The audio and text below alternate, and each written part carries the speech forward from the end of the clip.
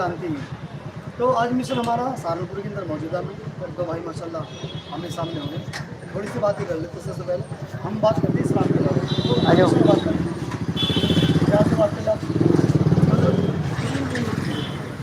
तो आयो आजो तशरीफ लो आजो सबसे पहले एक मिनट आप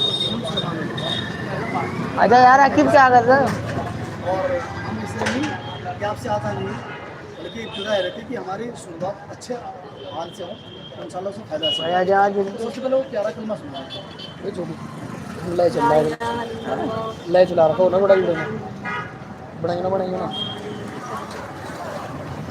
नहीं कोई माबूद सिवाय अल्लाह के मोहम्मद सल्लल्लाहु अलैहि वसल्लम प्यारे नबी और प्यारे नबी सल्लल्लाहु अलैहि वसल्लम आखिरी नबी हैं और खातमुन नबिय्यीन हैं। सही नबूवत का दरवाज़ा बंद हो चुका है, अब कोई नबी नहीं आएगा। ये बात इसलिए कही जाती है आगिब भाई इधर देखो क्योंकि ये ईमान मुफस्सल में आता है और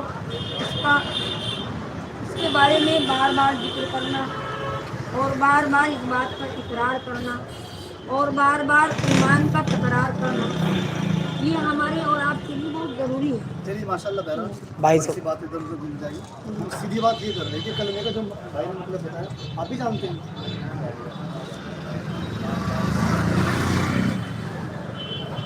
तो ये तो माशाल्लाह ऐसे अल्फाज हो गए, इसका मायने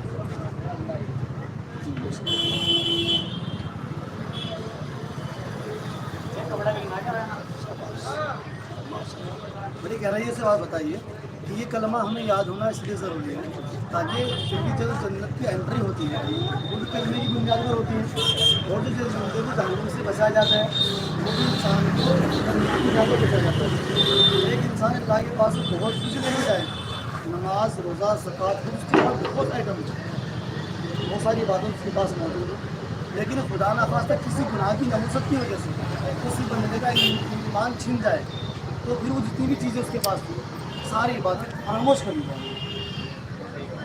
इसकी एक मिसाल उलेमा देते हैं और सब लिखते हैं, अगर हम जैसे एक नंबर कहीं बना दें एक उसके बाजू में जीरो बना दें कितने हो गए, एक और बना दें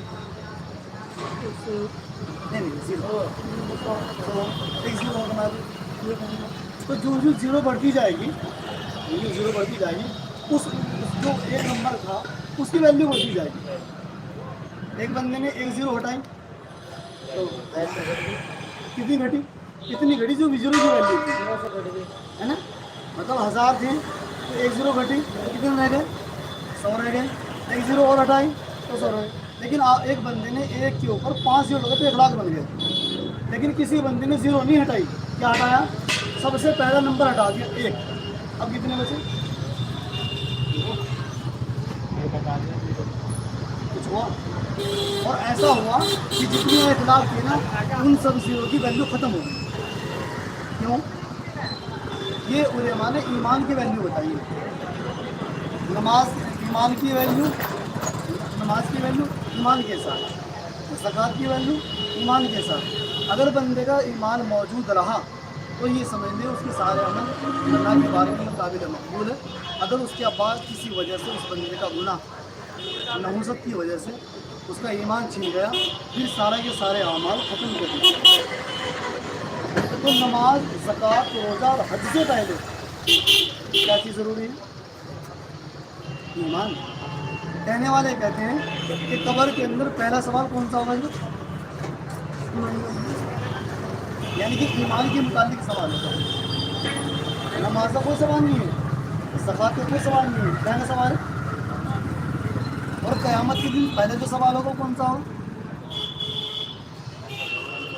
नमाज के मुतालिक।